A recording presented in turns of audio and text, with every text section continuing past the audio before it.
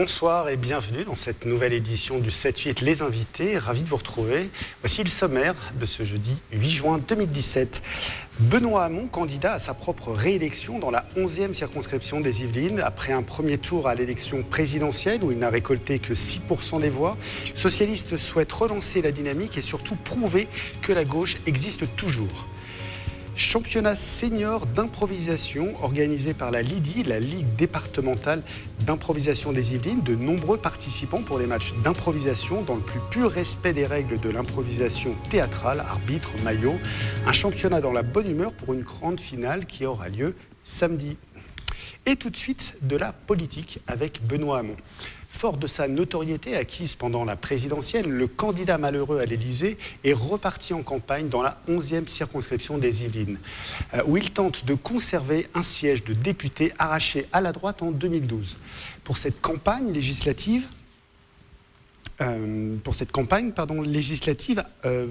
Hamon a abandonné son slogan présidentiel « Faire battre le cœur de la France » pour une nouvelle formule ayant valeur de test « Le futur, c'est nous ». Nous l'avons rencontré lors d'un de ses meetings. Loin des médias, vous nous fuyez un petit peu? Non, je ne vous fuis pas. Je pense que d'abord, je vous ai beaucoup fréquenté. Et quand on aime bien, il faut savoir aussi mettre à distance pour pouvoir aimer encore davantage après. Donc des fois, non, mais c'est parce que je pense que dans cette circonscription, j'ai besoin aussi de retrouver l'honnêteté d'une relation avec des habitants qui se passent de l'intermédiaire des médias. Autant dans une campagne présidentielle, les médias sont importants, autant dans les législatives, j'avais très envie de quelque chose d'un peu plus brut.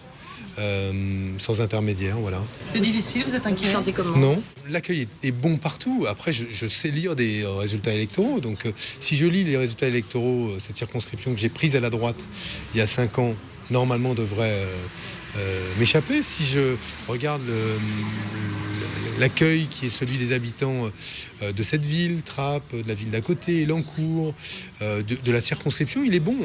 Maintenant... Moi, je ne suis pas devin. Mais de quoi qu'il se passe, j'ai une relation de toute façon extrêmement riche et intense avec les habitants de ce territoire, qui sont très différents les uns des autres. Et voilà, moi, j'y suis attaché. Pourquoi c'est important, monsieur Hamon, pour vous, de vous représenter à cette élection en tant que députant sortant? La gauche a besoin de construire, ou de dire quelle société elle veut. Pourquoi est-ce que les gens votent plus à gauche? Ou alors est-ce qu'ils s'en vont? C'est qu'on dit on est la gauche, mais on ne sait pas très bien ce qu'on défend. Et moi, je veux bâtir... cette nouvelle société avec d'autres. Et ça commence par les élections législatives. On voit bien qu'il va y avoir un démantèlement méthodique du Code du travail et des protections des salariés. Moi, je m'y refuse absolument. Mais pas simplement pour dire non à ce que fait Macron, mais aussi pour dire quelle alternative on lui propose. Et l'alternative, c'est la reconnaissance, par exemple, du burn-out comme maladie professionnelle. L'alternative, c'est privilégier la réduction du temps de travail, une meilleure articulation entre le travail que l'on a et sa vie personnelle, plutôt que demain un contrat de travail où votre employeur décide des conditions dans lesquelles vous serez licencié et plus la loi. Ça, c'est le projet d'Emmanuel Macron. Je n'en veux pas, mais je ne me contente pas de dire je n'en veux pas.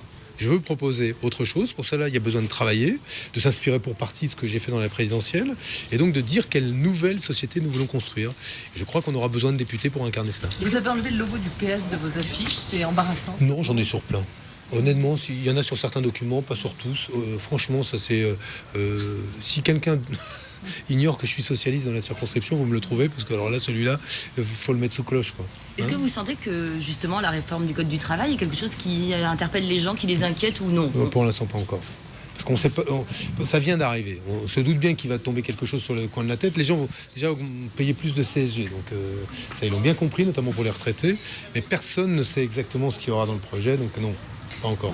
Sur les députés, France Insoumise a fait un très bon score à Trappes, notamment dans votre fief. Ouais. Comment vous allez engager votre campagne pour tenter simplement de ce score qui est quand même très bon? Oui, mais alors là, je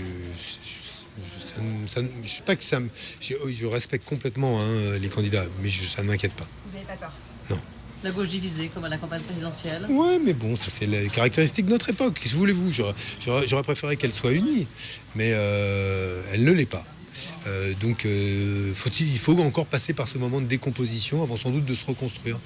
Bon, moi j'essaye de pas une fois si je fais la litanie de ce qui va pas, on va tous pleurer, donc j'ai pas envie de pleurer. Puis les gens ici, ils connaissent des difficultés un peu plus lourdes que la moyenne des gens en France, donc j'ai plutôt envie de m'intéresser à eux plutôt qu'à nous.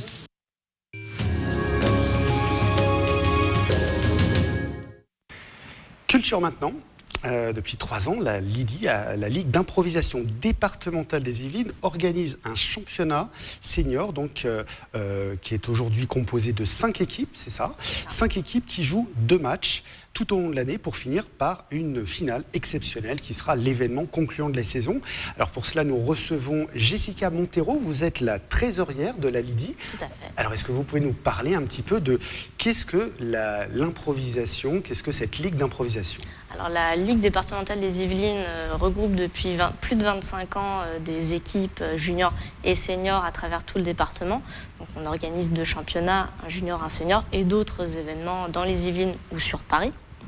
Et donc voilà, comme vous l'avez dit, on a des matchs tout au long de l'année et on conclut par une finale. Donc on a eu la finale des juniors le 22 avril, on a eu une très belle salle et là on fait celle des seniors samedi, donc au Prisme, donc une belle salle. Donc il s'agit d'une performance théâtrale. On est sur scène ou un ring? Comment ça se passe? C'est dans quel lieu? Alors on joue dans une patinoire parce qu'on reprend les bases du hockey, vu que l'improvisation vient du Québec. Donc on a 6 joueurs par équipe. L'arbitre va donner un thème, une contrainte, que ce soit de forme ou de fond, par exemple à la manière d'une Molière ou d'une Shakespeare, un temps. On a quelques secondes pour essayer de définir un peu ce qu'on va faire et après on monte, un de chaque équipe monte sur scène et après on forme ensemble une histoire. Alors donc toute l'équipe va monter sur scène en même temps ou c'est à tour de rôle? Il y a des règles pour ça? Ça dépend. On peut imposer que toute l'équipe rentre sur scène. On peut imposer 2 joueurs, un seul. Après, on peut dire simplement c'est libre et après l'équipe fait un peu ce qu'elle veut. Dans une durée limitée? Déterminée également par l'arbitre. L'arbitre détermine le titre, la catégorie, le nombre de joueurs et la durée. Et après, c'est le public qui vote pour la meilleure improvisation. Oui. D'abord, on a droit à des accessoires ou pas? L'arbitre peut imposer des accessoires, peut imposer des lieux, des accents. C'est l'arbitre qui fait un peu ce qu'il veut avec les joueurs. Alors donc, samedi soir, je rappelle, à Elancourt, au Prisme, une finale. C'est-à-dire qu'il y a eu des épreuves avant? Il y a eu du coup le championnat, donc avec des matchs tout au long de l'année. Donc chaque équipe a fait un match à domicile et un match à l'extérieur. Et après, du coup, on obtient une affiche. Et donc on a le dernier match du championnat vendredi soir pour pouvoir faire la finale le 10. On parle de match, c'est du sport ou c'est du théâtre? C'est un mélange des deux. On prône le jouer ensemble. On ne joue pas vraiment contre. On a ce contexte de match avec les votes, les arbitres. Mais le principal, c'est de jouer ensemble et de s'amuser, principalement. En fait, on a quand même besoin de l'équipe adverse. Parce que seul, ça ne suffit pas. C'est ça. On a besoin de l'autre pour construire quelque chose, car avec chacun ses idées différentes, on arrive à en faire quelque chose d'encore plus grand. Et après... Et les joueurs entre eux sont assez fair-play, ils peuvent reconnaître les bons mots, les bonnes situations. Comment ça se passe? Après, ils vont commencer chacun une petite scène dans leur coin, vont rejoindre leurs idées. Et après, chacun va apporter ses petits éléments et faire avancer l'histoire, parfois très loin. C'est pas un sketch d'une équipe puis un sketch d'une autre qui est jugé, c'est réellement... La prestation de l'ensemble qui est jugée par le public et après vote pour l'une ou l'autre équipe qui aura joué ensemble. Alors, donc cette finale, elle a lieu à Elancourt, au Prisme, une belle salle? Oui, une salle de 150 personnes.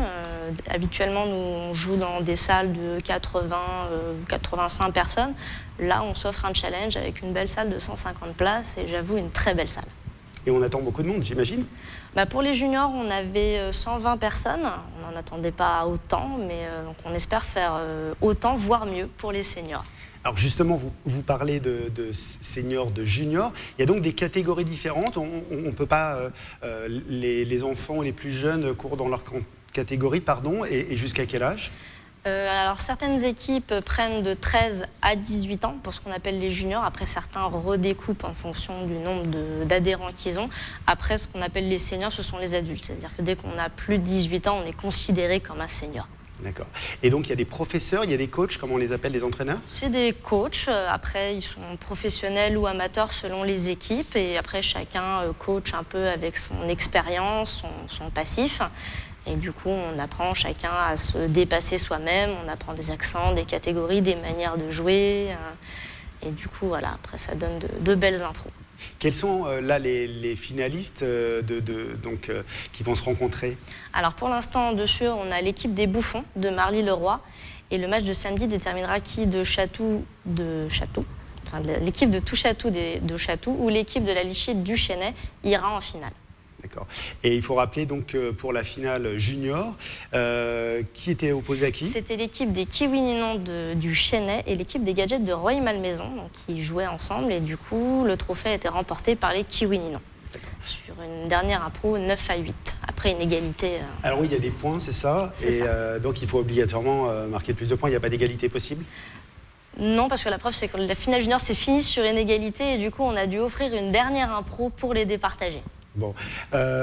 Autre chose, on connaît l'improvisation, la ligue d'improvisation avec le déclic théâtre, Attrape. Juste un petit mot, c'est à peu près, c'est les mêmes activités, c'est de l'improvisation théâtrale, c'est à peu près ça? C'est aussi de l'improvisation, c'est peut-être un public différent. Déclic est plus axé sur tout ce qui est collège ou lycée. Nous, on est plutôt sur des associations locales qui prennent tout le monde de tous âges, de tout milieu. Sans distinction de niveau. Et ça veut dire que quelqu'un qui n'est pas acteur peut rentrer dans une troupe? N'importe qui peut rentrer dans une troupe. Il suffit de se renseigner, de rejoindre une équipe et après on se lance dans l'aventure de l'impro. Qu'on ait des connaissances en théâtre classique ou non, introverti ou extraverti, peu importe, tout le monde peut faire de l'impro. Alors une question personnelle, on est bon en combien de temps? Combien de temps?